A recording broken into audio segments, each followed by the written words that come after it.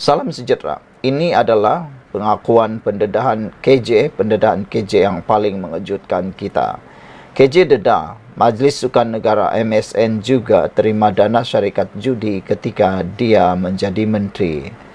Khairi Jamaluddin mendedahkan Majlis Sukan Negara MSN pernah menerima sumbangan daripada syarikat perjudian sport Toto ketika dia menjadi Menteri Belia dan Sukan. Khairi mendedahkan perkara itu dalam episod podcast Keluar Sekejap yang membincangkan kontroversi penglibatan syarikat minuman keras dalam kutipan dana bagi calon Cina. Menurutnya, walaupun sumbangan sport total itu direkod dalam penyata kewangan syarikat, tiada acara penyerahan sumbangan rasmi dibuat. Dalam penyataan kewangan berjaya, sport total ada ditulis, tapi tak pernahlah ada majlis pemberian cek sumbangan. Tapi memang kita terima dan ia untuk tujuan kesihatan, juga untuk tujuan sukan. MSN ini melibatkan semua artis desa, katanya dalam podcast yang turut di-host oleh rakan sahabat beliau. Nama Berjaya Sport Total Berhad ditukar kepada Sport Total Berhad pada tahun 2022. MSN adalah agensi di bawah Kementerian dan Belia dan Sukan. Terdahulu penglibatan Tiger Beer dalam acara persembahan kutipan dana SJK China Chi-Min di Sungai Perak, Selangor mengundang kritikan. Timbalan Menteri Pembangunan dan Kerajaan Tempatan Aiman Atira turut dikritik apabila gambarnya di acara itu bersama-sama replika cek yang memaparkan logo jenama arak tersebut dimuat naik di media sosial. Susulan itu, Kementerian Pendidikan menjelaskan garis panduan sedia ada melarang sekolah menerima sumbangan daripada hasil tembakau, dada, judi dan alkohol. Namun kementerian itu berkata pihaknya bersedia memberi pertimbangan kepada sekolah vernacular untuk menerima sumbangan melalui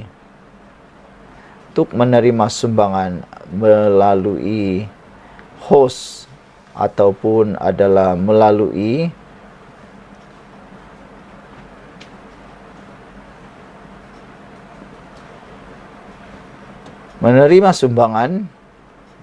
lembaga pengelola sekolah LPS dan yayasan seperti yang telah diamalkan sebelum ini. Sekolah tiada pilihan. Khairi berkata dana yang diterima MSN digunakan untuk menyokong inisiatif kesehatan dan program keceriaan untuk atlet sekolah atlet negara. Bekas Menteri Kesihatan itu juga setuju promosi secara terbuka oleh syarikat alkohol, judi dan tembakau harus dilarang di sekolah atas faktor kesihatan awam. Namun dia mengakui cabaran yang dihadapi sekolah yang tidak mendapat bantuan penuh daripada kerajaan yang sering bergelut untuk membina infrastruktur seperti Dewan Perhimpunan. Untuk membina Dewan, pihak sekolah takkan dapat duit daripada kerajaan, kena dapatkan duit daripada orang rakyat, orang ramai katanya. Sekolah ini tak ada apa katanya lagi. Justru dia menggesa garis panduan yang lebih jelas dikeluarkan berhubung sumbangan syarikat kepada sekolah terutama daripada industri yang boleh mengundang kontroversi. Adakah semua sumbangan hasil daripada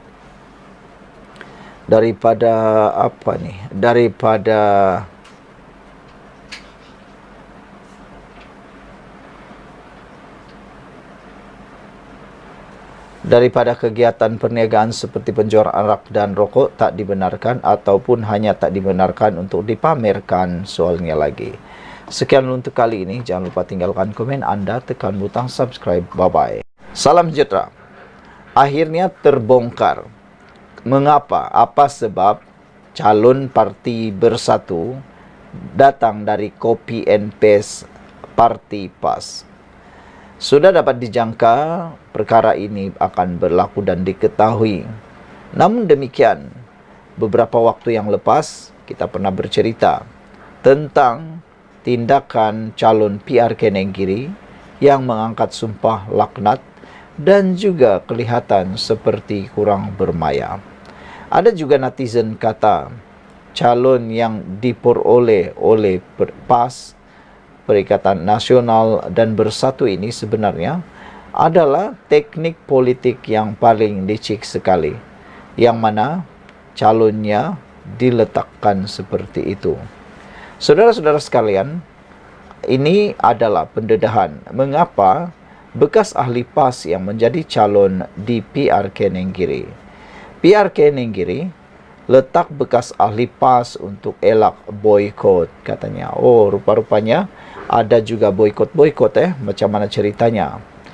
Pemilihan bekas ahli PAS Muhammad Rizwandi Ismail sebagai calon Perikatan Nasional pada PRK Nenggiri dibuat bagi mengelakkan boykot daripada jentera jika wakil rakyat bersatu yang diletakkan. Maka dengan ini, kata netizen, bersatu sudah dapat menghidu betapa mereka tidak mampu berdiri sendiri. Mereka terpaksa berada di kelengkang ataupun berlada di bawah kaki parti PAS.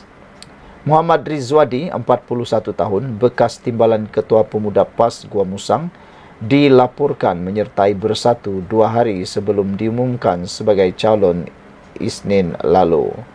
Sumber yang juga pemimpin Bersatu mengakui kesilapan itu menimbulkan rasa tidak puas hati dalam kalangan segelintir ahli parti terbabit, namun yakin sentimen berkenan boleh diatasi menjelang PRK 17 Ogos ini. Menurutnya, pada awalnya Bersatu mempertimbangkan meletak bekas Ketua Pemuda UMNO Gua Musang, iaitu Sheikh Razali Hamdan Hamad dan pembuat kerajaan di Dong Sun Majaman Muhammad. Namun difahamkan ada pertembungan pendapat antara pimpinan parti. Namun setelah perbincangan lanjut antara pimpinan PAS dan Bersatu, sumber berkata mereka memutuskan meletakkan Rizwadi yang mempunyai pengaruh tersendiri berbanding 2 calon awal, mempertimbangkan yang salah seorangnya bukan berasal daripada Nenggiri. Kita tidak nafi, katanya, langkah letak Rizwadi itu bagi mengelak boykot daripada parti tertentu dalam Perikatan Nasional. Pencalonannya diterima majoriti pemain serta jentera PAS dan Bersatu. Kita mesti masuk bertanding untuk menang, bukan letak calon daripada Bersatu dan PAS, katanya. Walaupun ada segelintir penyokong tak puas hati dengan Bersatu, ia tidak bawa kesan sebab ia bila calon tidak dimuktamadkan, semua adalah akur dan berusaha menangkan diri, kata Perikatan Nasional. PAS Gua Musang sebelum ini berharap calonnya diberi laluan bertanding PRK Dun Nenggiri dengan alasan kebimbangan pengundi pengundi episod peralihan sokongan berulang jika wakil rakyat Bersatu diletakkan, merujuk tindakan pandangannya. Muhammad Aziz Ambu Naim menyokong pentadbiran Anwar Ibrahim. Sementara itu, Ketua Pemuda PAS Gua Musang Muhammad Habibin Hanifa berkata pihaknya menerima keputusan cuk pemimpin memilih bekas kepimpinan Bersatu menjadi calon PRK. Sekian untuk kali ini. Jangan lupa tinggalkan komen Anda, tekan butang subscribe. Bye-bye. Salam sejahtera. Terima kasih kerana bersama dengan saya di Nazilin Unity Channel. Ini tindakan Anwar Ibrahim paling berani sekali yang pernah ada diwujudkan di Malaysia, bahkan mungkin juga antara paling berani di dunia. Adakah dengan apa yang Anwar Ibrahim kata dan buat ini membuatkan Anwar Ibrahim akan lebih dicintai dan disukai oleh rakyat Malaysia? Adakah dengan kenyataan terkini Anwar Ibrahim ini akan menjadikan Perikatan Nasional pembangkang lebih susah lagi untuk bergerak? Kata Anwar Ibrahim, meta usah jadi bacul, perkakas Zionis, kata Perdana Menteri Anwar Ibrahim. Saudara-saudara sekalian, bukan ramai atau sangat sedikit atau jarang sekali pemimpin Melayu Islam seperti Anwar Ibrahim, bahkan pemimpin di dunia yang sama seperti Anwar Ibrahim jarang sekali kelihatan yang cukup berani mengkritik lantang, terutamanya berkait dengan isu-isu sedunia. Ramai pemimpin yang ambil peluang ataupun ambil pendekatan untuk mendiamkan diri dan membiarkan saja perkara itu berlalu begitu saja. Hari ini apabila Meta menurunkan post Anwar Ibrahim di dalam media sosial, Anwar Ibrahim menyatakan Meta usah jadi bacul atau pengecut, perkakas Zionis, kata Perdana Menteri Anwar Ibrahim. Sejak semalam kecoh apabila beberapa hantaran mengenai pemimpin kanan Hamas Ismail Haniyeh yang dipercayai dibunuh oleh rezim Zionis diturunkan syarikat induk Meta. Bukan sahaja hantaran di Instagram, bahkan Facebook juga. Harapan Daily sendiri mengalami perkara itu beberapa kali, mendapat amaran Meta berkait hantaran Ismail Haniyeh. Tidak terlepas, sosial media milik Perdana Menteri Anwar Ibrahim, Datuk Seri Anwar Ibrahim juga mengalami perkara yang sama. Beberapa video dan gambar di Instagram serta Facebook beliau turut telah diturunkan. Anwar dalam kenyataan terbarunya pagi ini memberi kenyataan amaran paling tegas terhadap Meta susulan tindakan biadab dan menghina perjuangan rakyat Palestin. Beliau menganggap ia satu penghinaan kepada rakyat Palestin apabila menurunkan hantaran video serta ucapan takziah dan kritikan terhadap pembunuhan almarhum Ismail Haniyeh. Tidak masuk akal apabila hantaran menghormati seorang pejuang yang berusaha memerdekakan tanah airnya daripada kezaliman dan penderitaan dianggap berbahaya, kata Anwar Ibrahim. Peringatan tegas saya terhadap Meta usah jadi bacul dan perkakas rejim Zionis Israel, tegas Anwar Ibrahim lagi dalam satu kenyataan. Anwar menyatakan beberapa tangkap layar menunjukkan posting dibuatnya semalam telah disekat oleh Meta. Kenyataan beliau di Facebook yang mengutuk sekeras-kerasnya pembunuhan pemimpin Hamas antara yang telah diturunkan. Video ucapan takziah yang dibuatnya juga telah diturunkan, malah gambar pertemuannya dengan Ismail pada Mei tahun ini turut hilang. Saudara-saudara sekalian, itulah dia kes yang berlaku sekarang ini apabila Meta usah jadi bacul, perkakat Zionis, kata Perdana Menteri Anwar Ibrahim. Sekian untuk kali ini, jangan lupa tinggalkan komen Anda. Salam sejahtera, terima kasih karena bersama dengan saya di Nazilin Unity Channel. Ini satu lagi pendedahan paling luar biasa berkait dengan kepribadian Anwar Ibrahim. Ada ramai yang tak suka Anwar Ibrahim, tapi ketahuilah, lebih ramai yang menyanjung dan lebih suka kepada Anwar Ibrahim berbanding yang tak suka.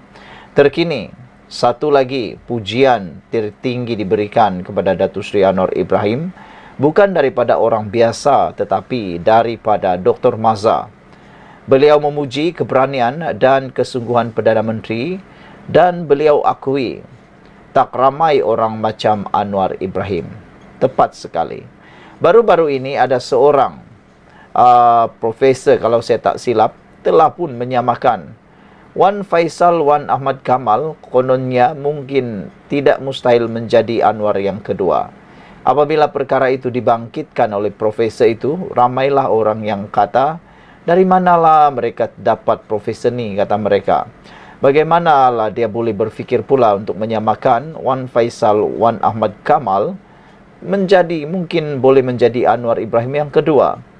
Ini kata mereka, bagaimana nak menyamakan kalau Anwar Ibrahim berjuang bukan untuk satu parti sahaja, tapi dia berjuang untuk semua bangsa pada waktu itu. Manakala Wan Faisal Wan Ahmad Kamal turut juga berjuang untuk Malaysia, berjuang juga untuk bangsa yang lain, tetapi mempunyai parti yang adalah lebih kepada berakar umbikan Melayu Islam. Selain daripada itu, mereka juga kata Kepintaran Anwar Ibrahim jauh meninggalkan Wan Ahmad Faisal, Wan Ahmad Kamal. Ini apabila mereka mengaitkan dan mengingat semula tindakan-tindakan Wan Faisal mencadangkan beberapa cadangan yang memang agak luar biasa hebatnya. Antaranya ialah gesaan supaya mencetak wang kertas lebih banyak untuk dapat menangani masalah inflasi dan kekuatan ekonomi. Wah, itu paling kena antam habis-habisan oleh netizen. Kata mereka, siapalah dia ini sampai itu pun tak tahu, kata mereka lagi. Hari ini, Dr. Mazza pula puji keberanian kesungguh Perdana Menteri dan beliau kata, tak ramai orang seperti Anwar Ibrahim. Mufti Perlis Datuk Muhammad Asri Zainul Abidin memuji keberanian Perdana Menteri Datuk Seri Anwar Ibrahim yang terbuka menyampaikan ucapan duka cita serta mengutuk sekerasnya pembunuhan pemimpin Hamas Ismail Haniyeh. Menerusi satu video, Muhammad Asri yang lebih dikenali sebagai Dr. Mazza berkata, dalam keadaan ramai pemimpin Islam dunia takut untuk menzahirkan simpati terhadap apa yang berlaku, Anwar pula menonjol dengan tindakan beraninya. Duka cita kerana ramai pemimpin-pemimpin umat Islam yang takut untuk menzahirkan sokongan atau simpati yang menimpa rakyat Palestin terutama negara Arab. Kita puji negara Malaysia, Perdana Menteri sendiri ke atas kesungguhan beliau menyatakan simpati di atas apa yang berlaku, katanya. Hari ini tak ramai orang seperti YB Perdana Menteri yang secara berani mengucapkan ucapan duka cita. Yang lain mungkin akan membisu termasuk pemimpin agama, kata beliau lagi. Anwar pada semalam mengutuk sekeras-kerasnya pembunuhan Ketua Biro Politik Hamas Ismail Haniyeh di Tehran. Beliau yang menghubungi pegawai politik Hamas, Dr. Bassem Naim, sempat menyampaikan ucapan takziah dan menyatakan sokongan tidak berbelah bahagi kepada rakyat Palestin. Sementara itu hari ini, Jabatan Kemajuan Islam Malaysia JAKIM akan mengadakan solat jenazah gaib di atas pemergian Ismail Haniyeh yang dibunuh rejim Zionis di 3 masjid utama di bawah kelolaannya selepas solat maghrib pada Khamis. Ketua pengarahnya Datuk Hakimah Muhammad Yusuf berkata, 3 masjid berkenan ialah Masjid Negara Kuala Lumpur, Masjid Putra dan Masjid Tuan Kumizan Zainal Abidin di Putrajaya. Sekian untuk kali ini. Jangan lupa tinggalkan komen anda, tekan butang subscribe. Bye-bye. Selamat petang, salam sejahtera. Terima kasih karena bersama dengan saya di Nazilin Unity Channel. Ada netizen kata padan muka Adun Rembia. Ada juga netizen kata Adun Rembia bakal menjadi orang muflis dan kehabisan uang. Ada juga yang kata Adun Rembia dah terima balasan terhadap tindakan beliau mengkhianati parti sebanyak beberapa kali. Ada juga yang kata Adun Rembia dah kena hukum karma. Ada juga yang kata lebih baik Adun Rembia letak jawatan saja. Kalau dia tidak mampu bayar 100 juta ringgit ini, dia akan mampu menjadi muflis dan secara tidak langsung akan kehilangan kelayakan menjadi ahli Dewan Undangan Negeri dan YB. Hari ini, akhirnya UMNO tuntut pampasan 100 juta ringgit Malaysia dari Adun Rembia. UMNO akan memulakan tindakan undang-undang terhadap Adun Rembia. Muhammad Jailani Khamis bagi menuntut ganti rugi dan pampasan 100 juta ringgit kerana berpaling tadah daripada parti itu. Setiausaha agungnya iaitu Ashraf Wajdi Dusuki berkata, perkara itu dipersetujui dalam mesyuarat Majlis Kerja Tertinggi UMNO semalam. Mesyuarat telah mempertimbangkan dan bersetuju untuk memulakan tindakan undang-undang bagi menuntut ganti rugi dan pampasan sebanyak 100 juta ringgit sebagaimana perjanjian yang dimeterai terhadap wakil rakyat yang telah meninggalkan dan membelakangi pendirian parti, katanya kepada pemberita selepas mesyuarat berkenan di Ibu Pejabat UMNO di Kuala Lumpur. Bulan lalu, Jailani yang digantung selama 6 tahun daripada UMNO berkata dia mengambil keputusan itu selepas Ketua Menteri Melaka Abdul Rauf Yusuf memungkiri janji yang dibuat pada rakyat dalam Manifesto Pilihan Raya 2021. Ashraf turut menunjukkan salinan perjanjian yang ditandatangani Jailani yang menetapkan semua wakil rakyat daripada parti itu mesti melepaskan keahlian mereka sekiranya menentang keputusan parti dan membayar 100 juta ringgit sebagai pampasan. Sementara itu, Ashraf berkata, semua anggota Majlis Kerja Tertinggi UMNO akan ditugaskan untuk menyelaraskan jentera parti di semua daerah mengundi di Nenggiri bermula hari penamaan calon pada 3 Ogos ini. Pada 18 Julai, UMNO mengumumkan Muhammad Azmawi Fikri Abdul Ghani sebagai calon bagi kerusi Dewan Undangan Negeri Nenggiri, manakala Perikatan Nasional melalui Bersatu mempertaruhkan bekas timbalan Ketua Pemuda PAS Gua Musang Muhammad Rizwadi Ismail. Pada itu, Ashraf berkata, UMNO bertekad terus mendukung perjuangan pembebasan Palestin dan bersama Hamas, Fatah serta seluruh rakyat Palestin yang ditindas dirampas hak mereka oleh Zionis Israel. UMNO melalui wakil parti dalam Kerajaan Perpaduan Malaysia akan terus memperjuangkan hak dan menuntut keadilan di pentas antarabangsa agar kekejaman dan sifat kebinatangan Israel dihukum sekeras-kerasnya oleh masyarakat dunia dan negara-negara yang ikhlas cintakan keamanan dan keadilan, katanya. Terdahulu dilaporkan bahawa pemimpin Hamas Ismail Haniyeh dibunuh di kediamannya di Tehran, Iran. Saudara-saudara sekalian, ini adalah kejutan yang luar biasa. Sekian dulu untuk kali ini. Jangan lupa tinggalkan komen anda, tekan butang subscribe. Kita jumpa lagi. Bye-bye. Salam sejahtera. Terima kasih kerana bersama dengan saya di Nazilin Unity Channel. Isu paling hangat malam ini berkait dengan Mangsa Rogol mengaku biasa tidur bersama adun Perikatan Nasional. Wow. Ini satu isu yang paling panas. Apa isinya dan mengapa wanita yang telah pun menjadi Mangsa Rogol ini mengaku pula biasa tidur bersama adun PN dan siapa adun tersebut. Seorang wanita yang dirogol rakan ahli Dewan Undangan Negeri adun Gombak Setia, Muhammad Hilman Idham, turut mengaku biasa tidur bersama wakil rakyat daripada Perikatan Nasional PN itu. Hal itu terbongkar menerusi alasan penghakiman yang menyaksikan Muhammad Zulfahimin Madzir, 40 tahun, dijatuhi hukuman penjara 13 tahun dan 2 sebatan oleh Mahkamah Session Kuala Lumpur.